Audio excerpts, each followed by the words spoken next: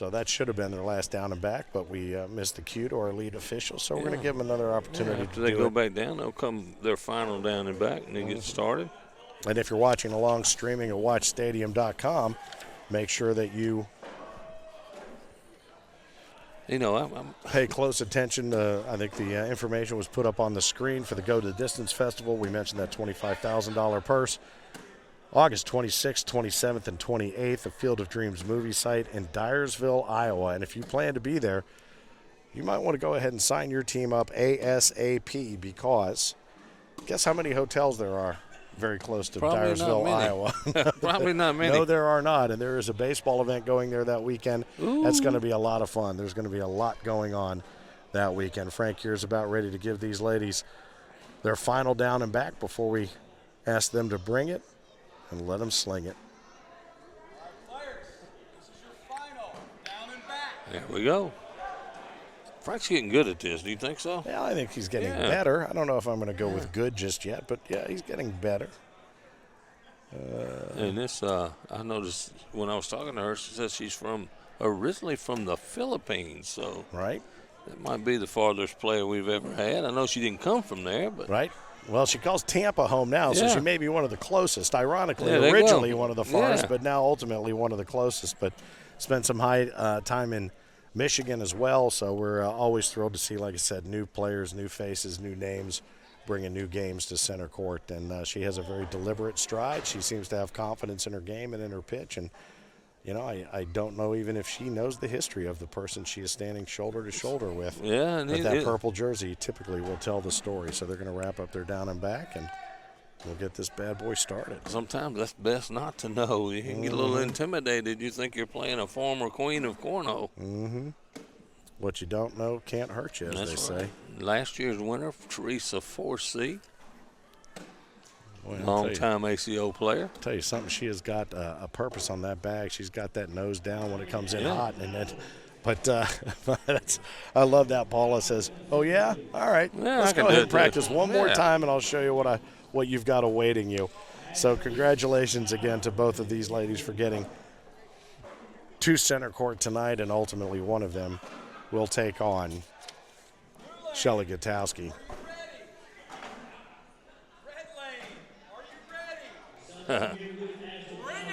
Let's bring it, baby. Can't wait for him to throw out his knee one of these times when he does that. He goes or an elbow on that left knee and throw his knee out there. I think Paula needs to really focus here. She didn't look like she was the Paula that I know in the last game. Well, no, she did not throw the number 4 seed kind of bag, and Khristine comes in as the number 10 seed, so Shelly positioned neatly between the two of them. So it'll be interesting. She'll either have a bit of an upset or be the one upset. Khristine comes in hard with that bag to try to push, and looks like it's going to be penny for Paula. I like on that the saying. board. There you go. After that first penny for Paula. Crack that goose egg and make it happen. So Khristine also doesn't practice a lot. She only throws when she's at tournaments, which is interesting because she doesn't have that kind of game. She has such a kind of a consistently powerful low bag and high bag. There's not a lot of wasted movement in her pitch. We don't see a lot of people throw with both feet together like that, and her right foot steps out just a little bit, but all of it from the hips.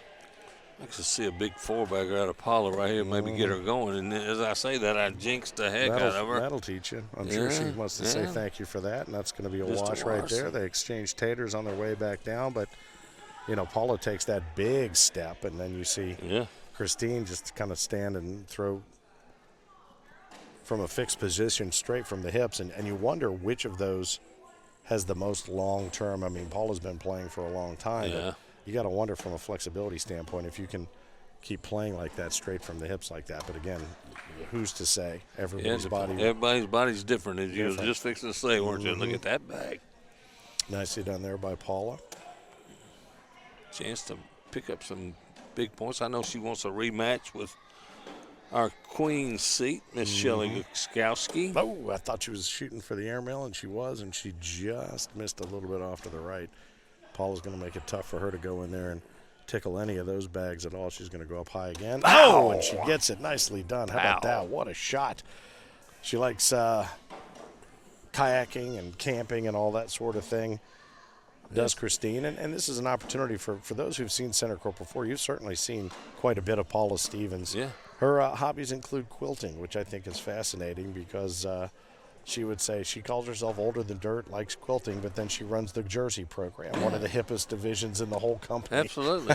So don't be fooled. I think a lot of this is subterfuge coming from Paula Stevens. She's just a cool lady. Her and her husband, Jack. Mm-hmm. Cool people. Nice bag there by Khristine, positioned nicely to finish off, and she let Paula do the dirty work for her. Now she can just scoot in there. Oh, and there's a mistake right there and a missed opportunity. And that could be nerves. Center court, as I always say. The first time on center court can be a little nerve-wracking. Nice bag there. It's a nice cleanup right there. And she's going to end penny. 4-1, Paula. Takes that first point, which is sometimes as hard as it is to get the last point, sometimes it's harder to get the first one. Absolutely. Especially, like I said, this court, it usually plays different. I thought the boards were a little bit slicker than normal tonight. And you get over here as opposed to out in the main arena. Yeah, main arena. Might play a little different, so it'll take a little bit to get used to. Well, it is interesting, too, because we talked about the innovation of the bags and the boards. And these boards definitely respond to the humidity in the room and the layers of finish on these boards are very, very sensitive to that sort of thing, and they will play over the course of the day a little bit differently. Maybe tend to be slicker early on, and then as the humidity builds in the room with more and more people, they tack up just a touch. That's a nice bag there, and it looks like they're set to wash here. If Paula puts it in, and they do. That field goal right between those two bags that were sitting there. You know, it's interesting too, Phil. We talked about the fact that how many of the women, how they got into the game and playing at this level. And these are two great examples because Paula got in because Jack was playing. When he needed a partner, she picked it up and really has kind of grabbed it and run with it even more than he has. And Khristine told us, she would practice with her husband, and she was excited about, I think she told me the first time she beat him in a game without him letting her win. Yeah. And that's what you want to do. You want to play that level of competition. Absolutely. And if she's nervous being under the bright light of center court, she certainly doesn't show it, and she's got to love to be able to play the level of competition that Paula provides. And these are great opportunities to learn, and boy, are they important wins if you get them. She's really pressing and going for it. She's gambling, I'll tell you that, and that's 5 for Paula. She is, and I would tell you right now, the way she was throwing her warm-up tosses, it looked like she was going to be aggressive, and that's exactly what she's done. She's not sitting back and waiting for Paula to make the mistake. She's going to go in and try for the kill shots whenever she can, and if she makes the mistake, she seems to be okay with it. 9-1 is the lead right now that Paula Stevens holds, and she is working her way back. And you talk about there's different people play different ways. Some people are very aggressive, and some of them are passive and wait for the other opponent to make a mistake. I tend to try to make everything. Sure. Play aggressive. And somebody like Paula, she plays a little more passive.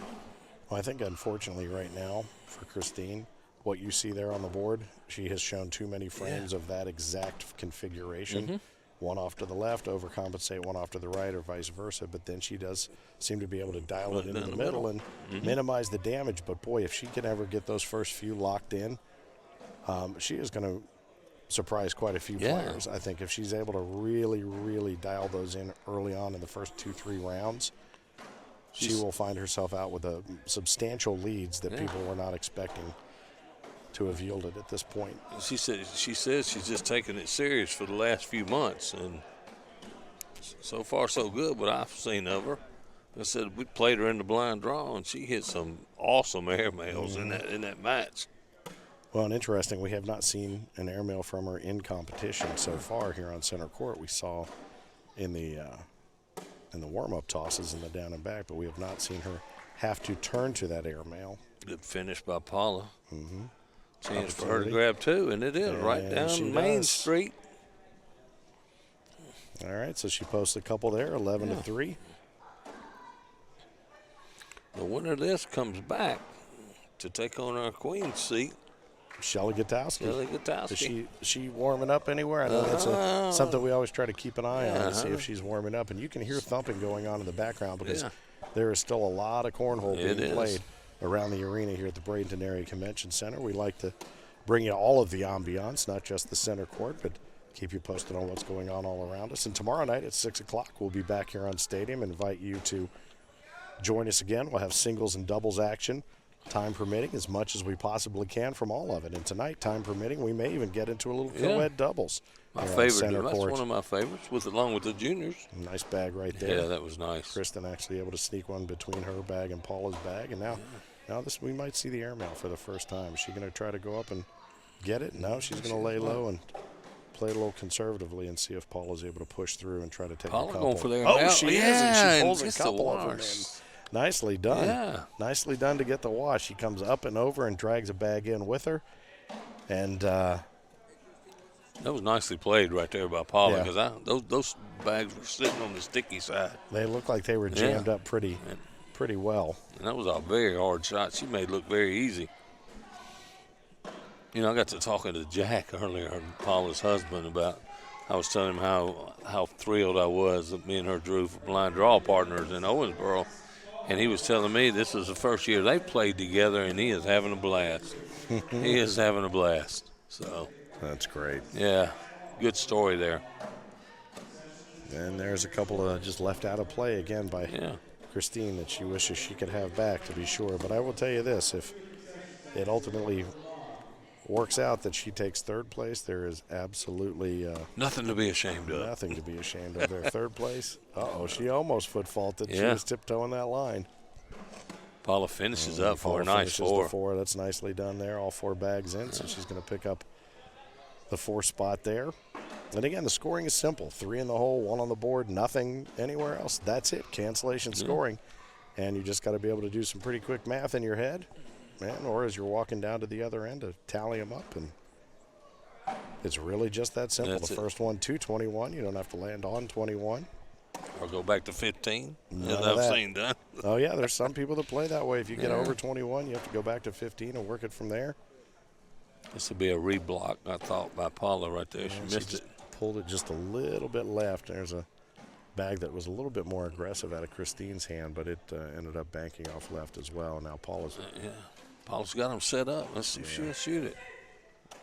Oh, she took it 4. Nice bag. Nice bag there, though, because it takes that other one out of play that could have possibly been her bag. So now she's giving her the opportunity. Is this the airmail that we're going to? It's going to be a slick side push right here because I just saw her flip the bag over. She did, didn't she? And she tried it. She tried it, and it just didn't have enough slick left to drip in off of that northeastern arc of the hole right there. So 2 for Paula. That's going to end up leaving Khristine on 3, Paula on 17. She's closing in on a potential rematch with Shelly Gutowski.